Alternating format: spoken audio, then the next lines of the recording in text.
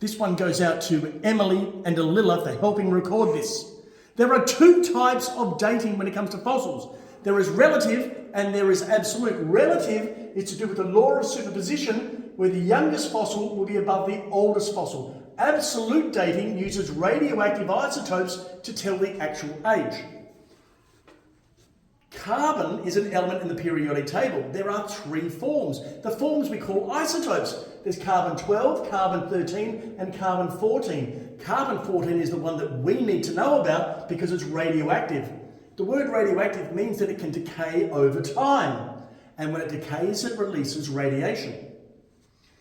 How do we make carbon 14? Well, the sun releases energy in the form of radiation that hits nitrogen atoms, and the nitrogen atoms turn into carbon 14, and then that enters the food chain. So every one of you has a little bit of carbon 14 inside them. Right, the decay of carbon 14. Carbon 14 breaks down back into nitrogen 14, and when it does, it releases radiation, and we call that beta radiation.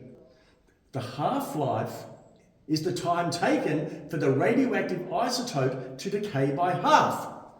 So the half-life of carbon 14 is 5,730 years, which means the time that you die, which is time zero, you've got 100% of the carbon 14 you're ever going to have.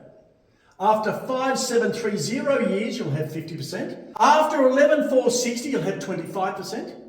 After 17,190, you'll have 12.5%.